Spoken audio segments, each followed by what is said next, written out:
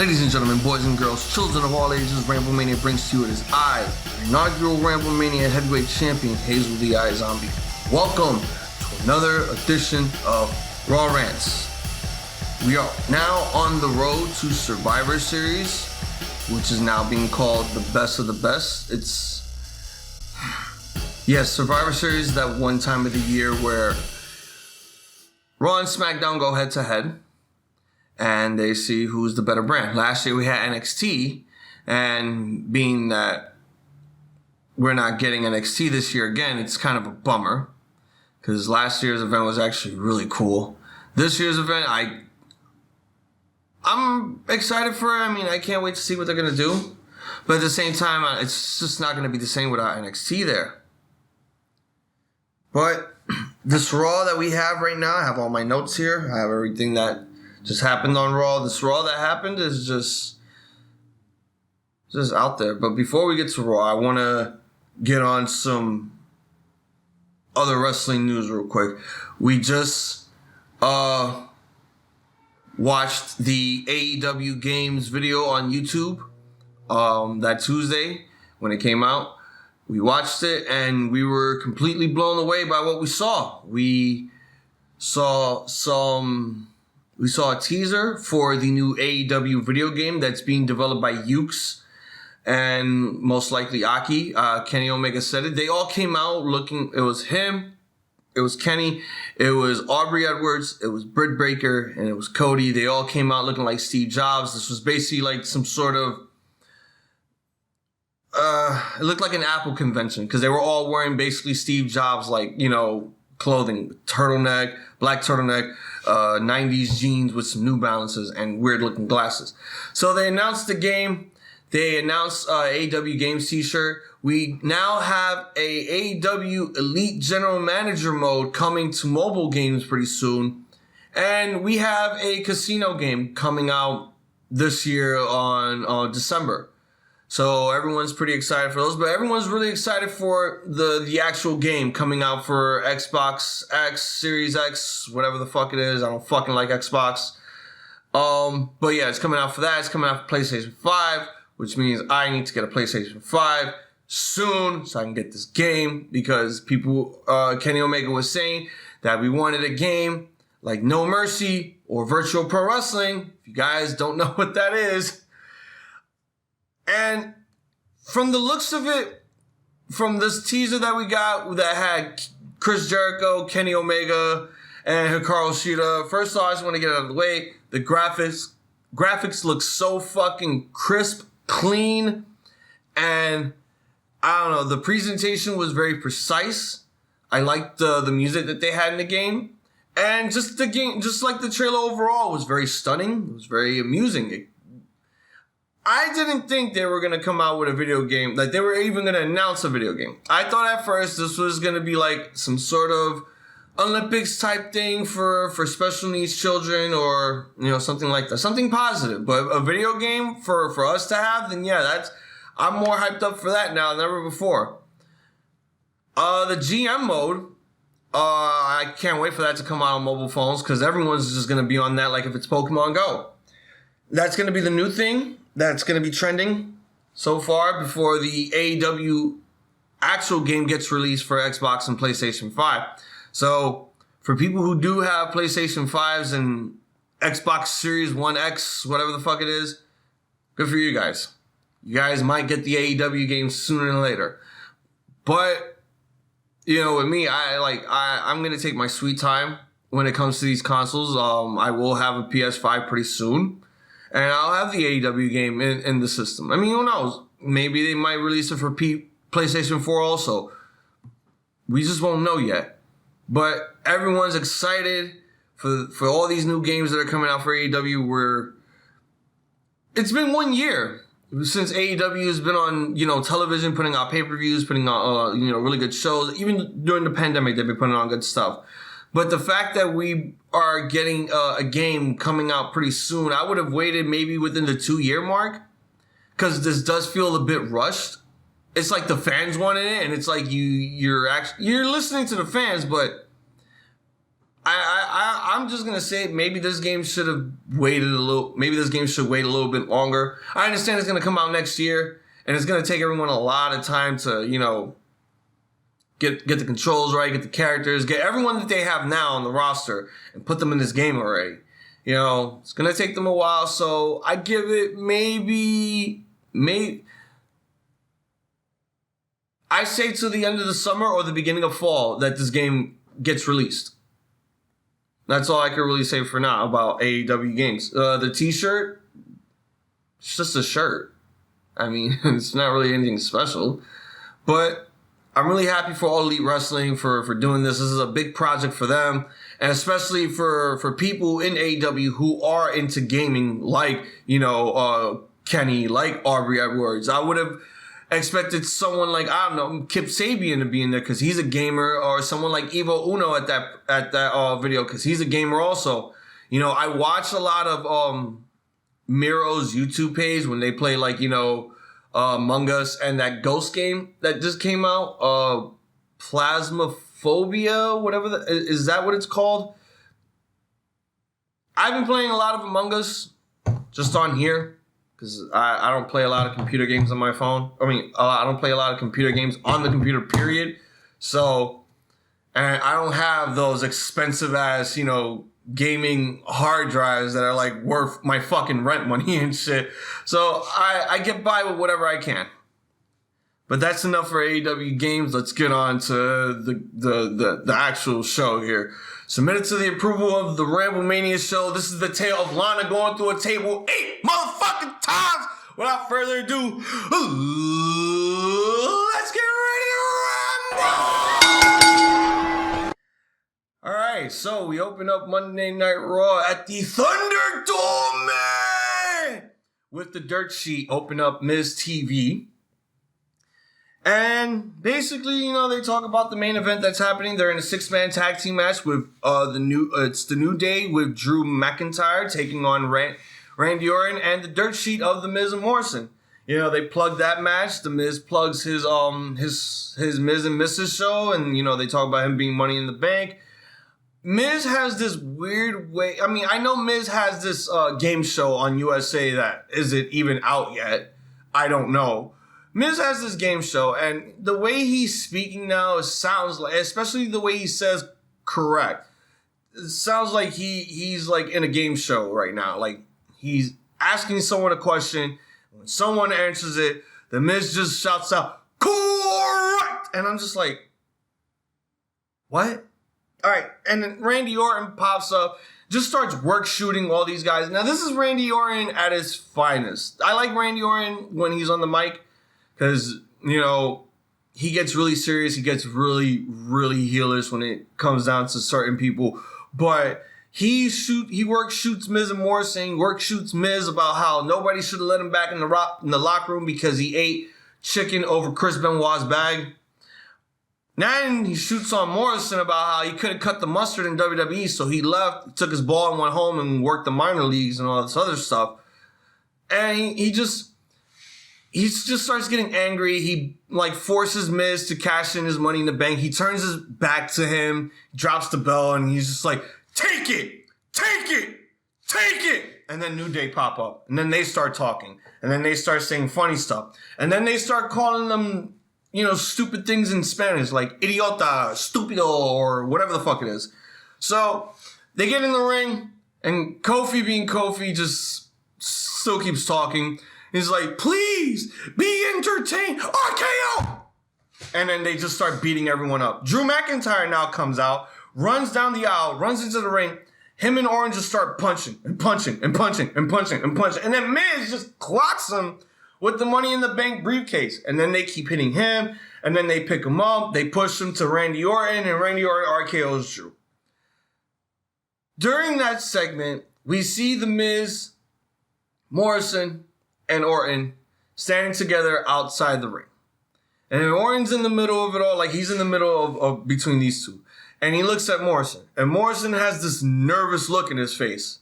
He's like, you done fucked up. And then he looks at Miz and he gives him that whole you done fucked up face. And they're both looking like nervous and scared. And that's what basically ends the promo. We ended with Drew McIntyre, just grabbing onto the bottom rope, selling his back and all that other shit.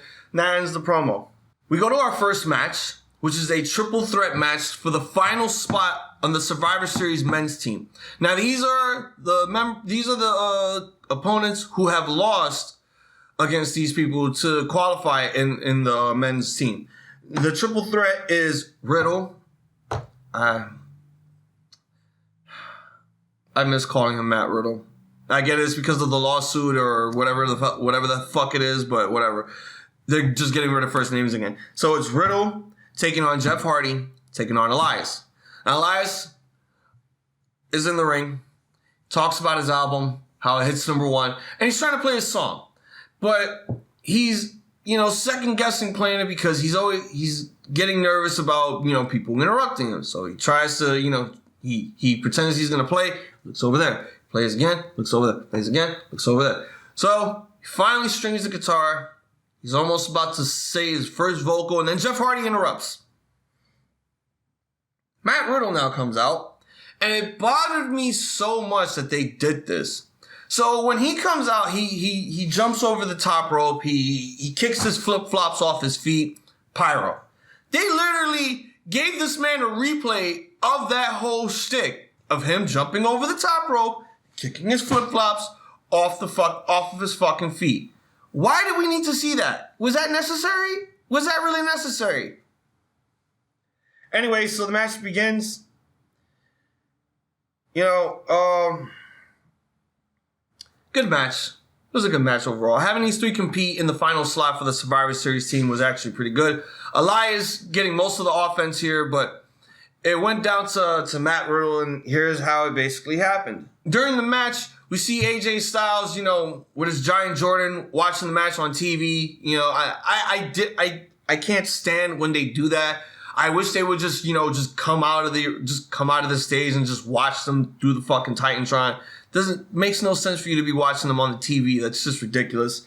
All right, so this is what happens. Basically, Elias counters a twist of fate, hits the drift away on Jeff Hardy, covers Jeff Hardy for Matt Riddle to do a senton onto Elias to break up a pin.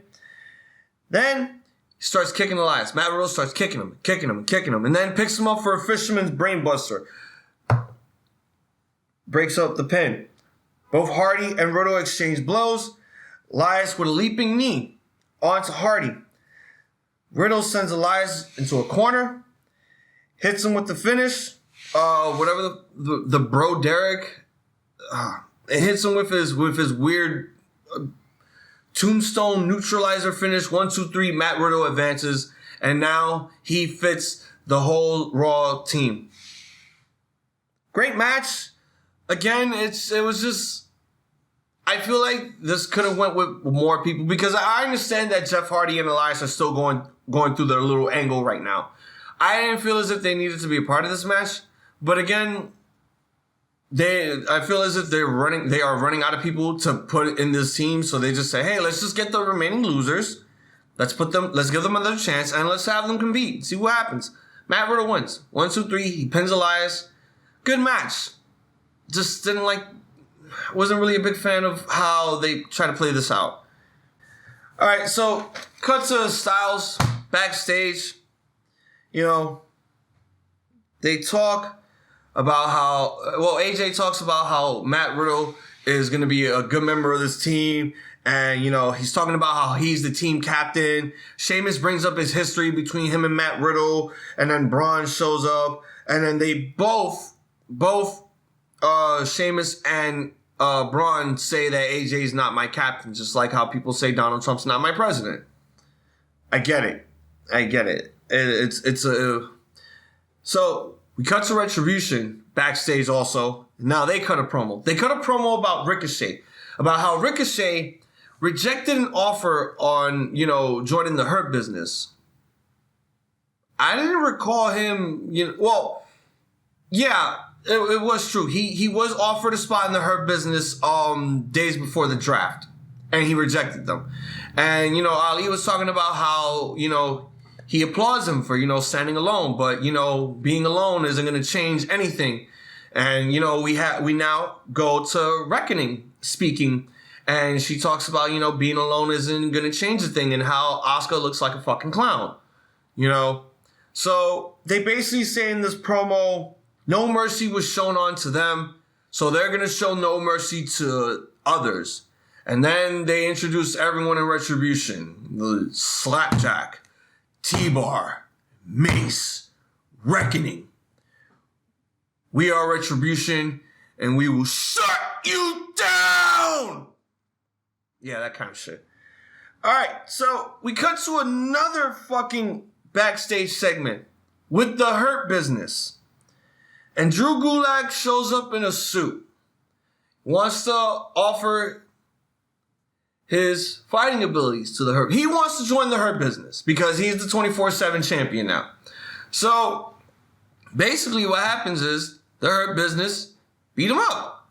But what the funny thing about it was, Drew Gulak has the genius idea of wearing a clip tie. So Bobby Lashley just grabs him, but yanks the clip tie off. Genius comedic work right there. That had me dying.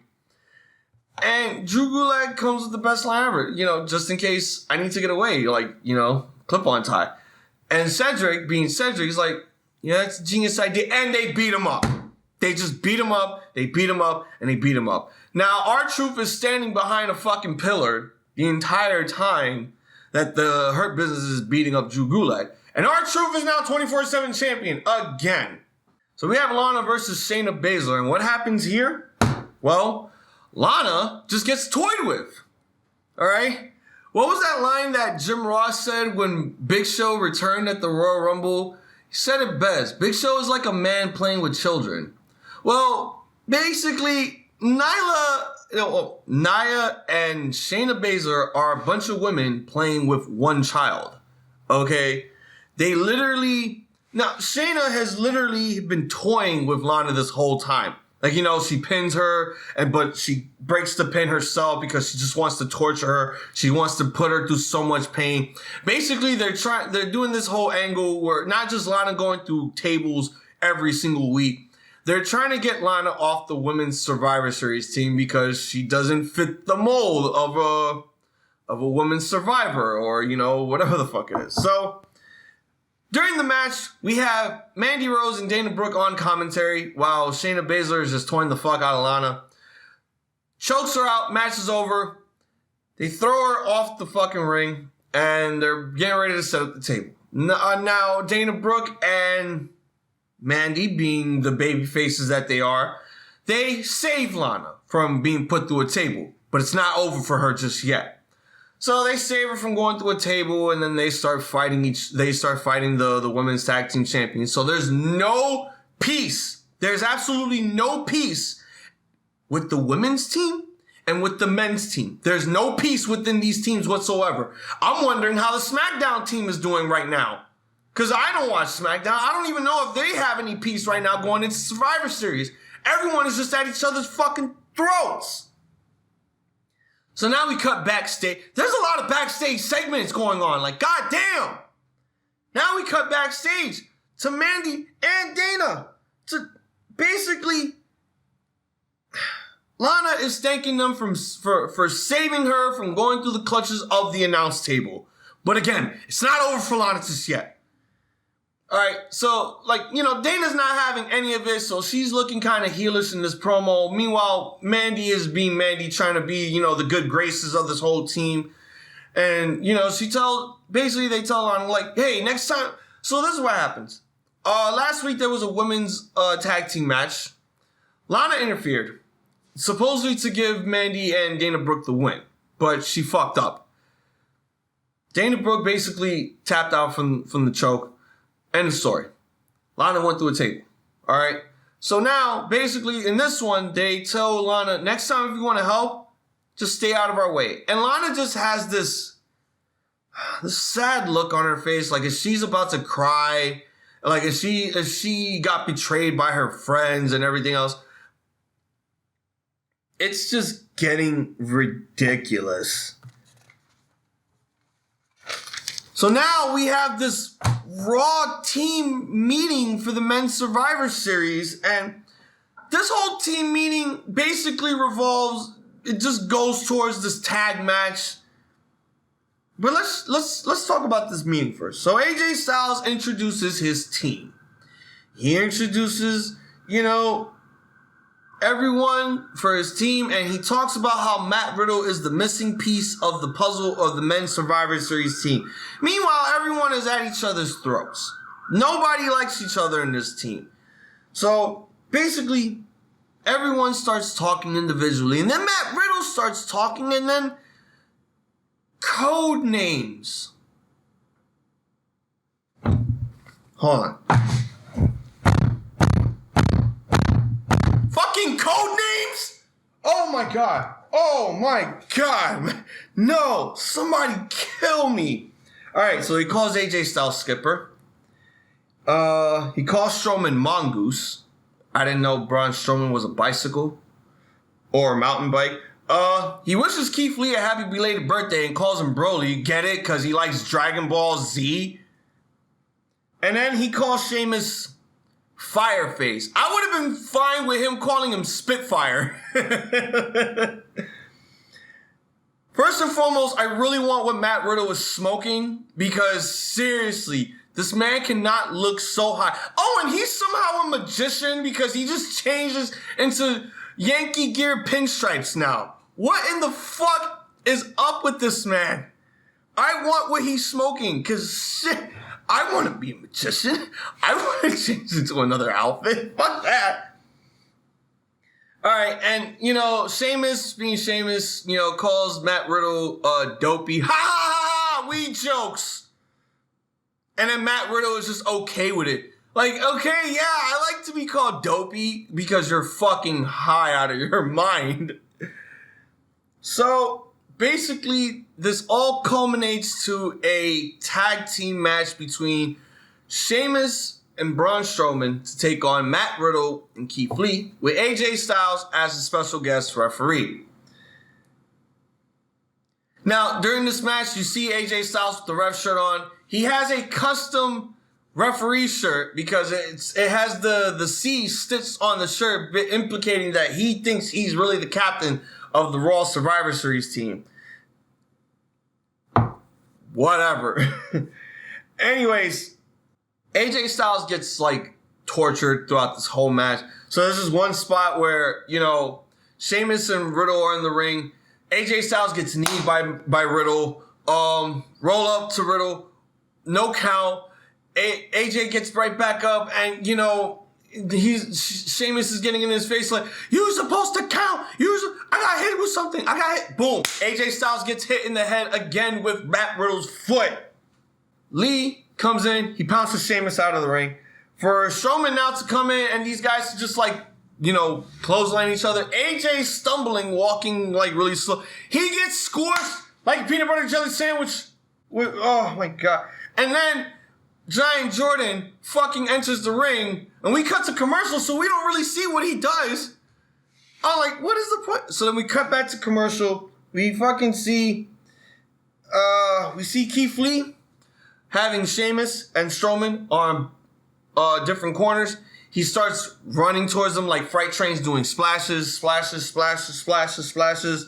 Basically, splashes onto Sheamus, and he throws Sheamus onto Strowman. Keith Lee picks up Matt Riddle, powerbombs him onto Sheamus. 1, 2. So this is basically what happens at the end of the match.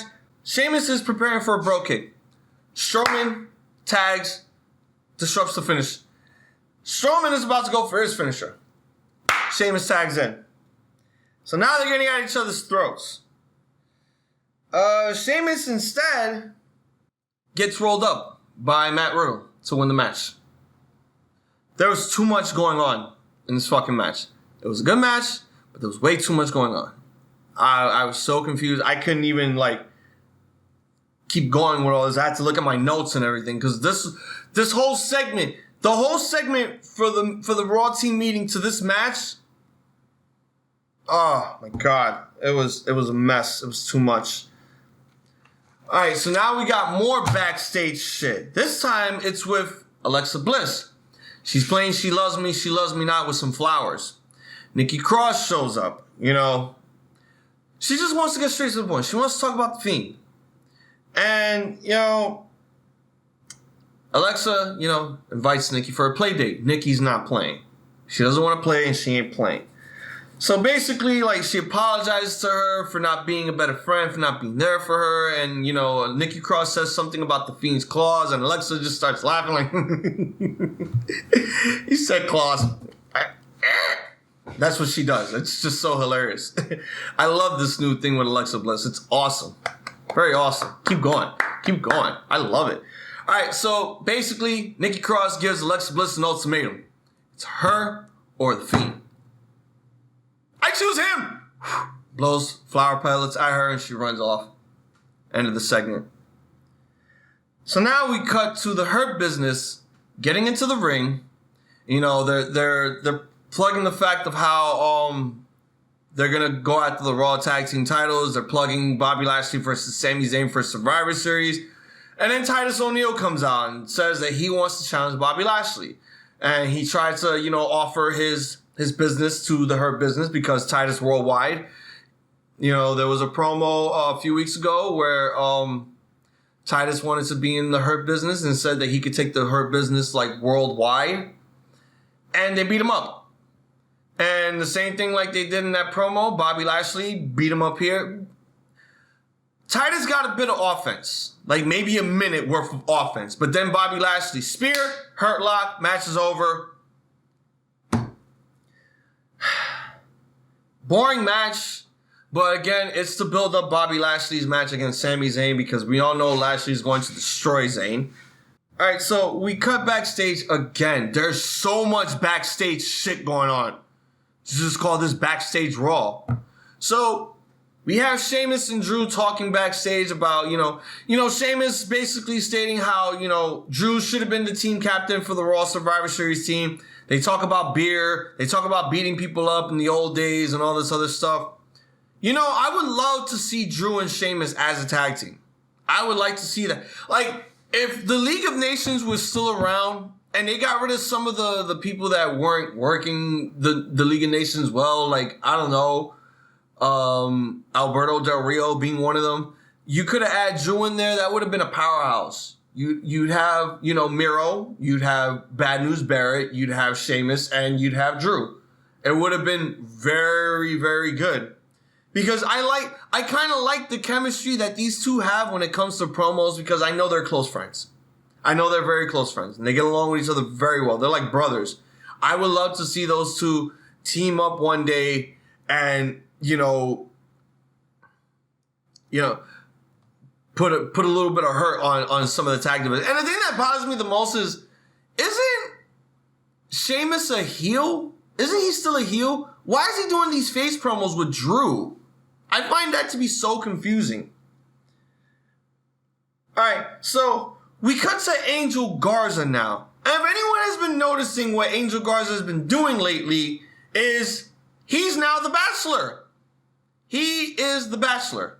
He is giving a rose out to everyone on Raw, basically stating, will you take this rose and fall in love with me forever? And, Monday Night Raw just be like, yes, yes, yes. No. So, Garza, being a Bachelor, is he gonna have a love interest? Because I kind of wanted to see him continue on with Charlie Caruso.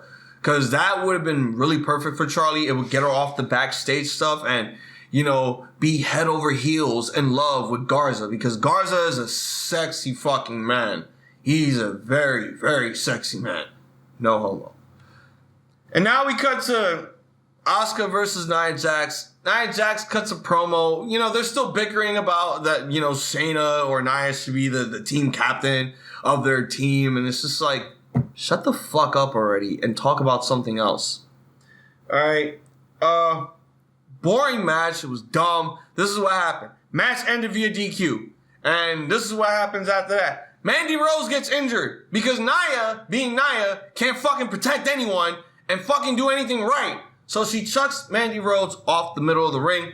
Mandy Rose lands on her shoulder very, very gruesomely. And she holds onto her shoulder completely as she falls onto the ground. So that implicates that she is now fucking injured, and now everyone and their fucking mother is saying that she's injured. Thank you, Nia Jax, for ruining another wrestler's career. Oh, and Lana goes through a table fucking 8 times. You thought Lana was gonna be safe from going through a table. She is never safe. 8 weeks in a row, Lana going through a table. Going through tables. And I'm surprised out of all the times that Lana's been going through tables, she has not gotten injured by Nia Jax. But Mandy Rose is injured. There should be a Stone Cold, Steve Austin, what animation right here? Because this is just too much. Can we get that, please? What? All right. We have a 7-way 24/7 championship match. Boring as fuck. Everybody wins, including Eric from the Viking Raiders, and I'm just like, oh no. Oh no, they did not do that. I'm not even going to tell you who was in this match, because this match was a complete waste. It was dumb. At the end of it all, R-Truth won the 24/7 title and ran off again. So this is twice now that R-Truth has won the 24/7 title on Raw. I have had enough with this belt. I am done with this belt. I am so fucking done with this belt. Now we go on to the best match of the night. Mustafa Ali, not Mustafa Ali, taking on Ricochet. Now, as I said earlier, when they cut a promo, Ricochet really stands alone here. Very yin and yang. Ricochet wearing white gear, Ali wearing black gear. This was oh my God, this match was amazing. First off, let's just say it right now. Crazy Hurricane Rana off the apron by Ricochet onto Ali. A reverse tornado DDT counters into a brain buster. A top rope backstabber, man. Oh my God. A reverse Frankensteiner onto Ali. Springboard twirl onto the outside onto Retribution by Ricochet. Ricochet misses a Phoenix Splash. And then Ali, I never thought Mustafa Ali would use a submission for his finisher. Mustafa Ali pulls out the Koji clutch and not only makes Ricochet submit, but makes him faint from the submission. That was awesome. This bottom line was the greatest match on Monday Night Raw. Hands down. Hands fucking down. This was a 205 match mixed with some heavyweight stuff. Okay, I liked it. I liked how Retribution did their part outside of the ring, talking, telling Ricochet that you're nothing by yourself. You're nothing alone. In the beginning of the match, basically, Mustafa Ali starts dialoguing to Ricochet about how he should have joined them and about how he should join them. Look, this match was balls to the wall, amazing. It was just nonstop action. This is a match that nobody couldn't take their eyes off of, not even me. And I loved every single moment of this match. Can we get them on pay-per-view, please? So we cut to Randy Orton backstage again. God damn it, enough with the backstage stuff. Randy Orton's backstage, and we have WWE official courier messenger Adam Pearce make the announcement stating that next week on Monday Night Raw, it'll be Drew McIntyre getting his rematch against Randy Orton for the WWE Championship. And then Randy Orton goes ballistic. He grabs Adam Pearce and pushes him onto the wall, and Adam's just like, I'm just a messenger. And it's like, Randy Orton's going to kill the messenger. Literally. All right, so we have the match, the main event, which is the New Day and Drew McIntyre. I haven't done that in a minute. Taking on the dirt sheet of Miz and Morrison and Orton. First off, let me just say, Orton did not get tagged in throughout this entire match, so Miz and Morrison did all the dirty work. Great match overall. At the end, Randy Orton, Drew McIntyre teases Randy Orton to come in. You see Morrison on the floor, pleading Randy to tag in. Randy Orton jumps down from the apron, grabs his title, just starts walking off. And Claymore, 1, 2, 3, the match is over. I get that they wanna save. I think this was good because it was one way for Orton and Drew to not get into any physical contact with each other during this match because they had all that contact at the very beginning of the show. So, him not doing nothing in this match at all is okay because you're plugging this match that's happening next week. So we got to save that match. We got to save Orton's energy and stamina. You know, we don't want him to get injured out there. This Raw was so lost in the shuffle. There were way too many backstage segments to even happen. And overall, I think we got maybe 4 to 5 matches. And out of those matches, only 2 of them were good. I don't know, man. Like, again, Matt Riddle doing double duty. Great work. Shows that the WWE has some faith in him and that they're going to do something with him. I hope. Randy Orton versus Drew. Can't wait to see what's going to happen next week. It's most likely going to be a DQ finish. And if it is, you guys better fucking DM me and be like, yo, you were right. This women's division is gone to shit. Like, literally. When I saw the SmackDown team, I was like, wow, they have nobody. All they have is Ruby Riott and Bianca Belair. Those are your only 2 good women? That's not good. Who are they going to bring in next? Who are they going to put in the SmackDown women's team? Are they going to put Bayley? Are they going to put Carmella? You know, Natalia's on SmackDown now. I didn't even realize that. Like, well, how about put her in there? You know? Do something. The Hurt Business continues becoming the Hurt Business. It's like probably one of the most best factions that they have right now on Raw. Alexa Bliss will always be entertaining no matter what she does. And it's amazing that, you know, this character change that she's doing is bringing new heights for her. Hopefully we get to see her wrestle with this new gimmick. I'm hoping that happens.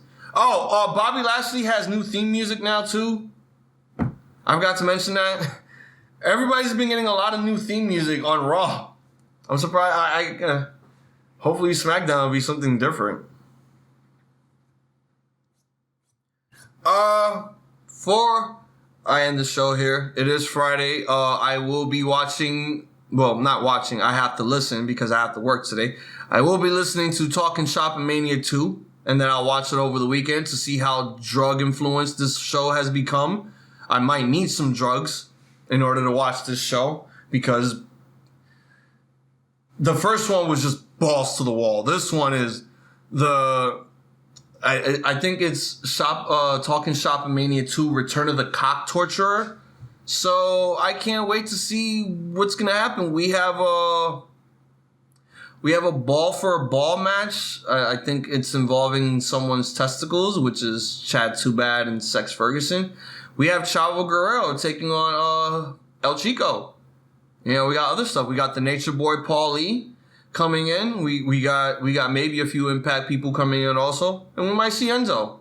So I can't wait to see that. First one was great. I can't wait to see how they're gonna do with number 2.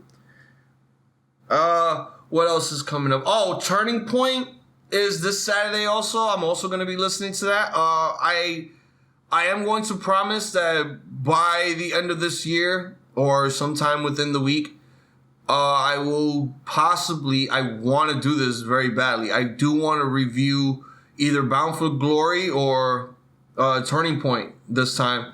I haven't talked anything about Impact Wrestling, and I want to give Impact a chance. I will be having some special guests next week to talk about the history of Survivor Series. Can't wait for that. I'm going to talk about great Survivor Series matches, great feuds, great pay-per-views, you know, all that other stuff. Follow us here on youtube.com/Ramblemania show. Leave a like, subscribe, hit that bell notification for future videos coming up. You can follow our audio platforms, which is iTunes, Spotify, Anchor, SoundCloud. Follow us on Facebook, facebook.com/Ramblemania, Twitter, Ramblemania. Instagram, Ramblemania Show. You can follow me personally on Instagram at IIzombies. IIZOMB This has been a really good Raw Rants episode. Got to talk about all this other stuff besides WWE. So can't wait to see what's going to happen next week. I believe it is the go home show for Survivor Series. So can't wait for that to happen. And congratulations to TJ the Great. You are now officially a member of the 5-Time Club with the New Day and Booker T. You must be very proud because Survivor Series, I'm getting my belt back. Just letting you know that right now. So enjoy your reign as 5-Time Ramblemania Heavyweight Champion because I'm coming for that belt. For Hazel The IIzombie, I want to wish you all a point and goodies. Too sweet, a good fight, and a good day to you all.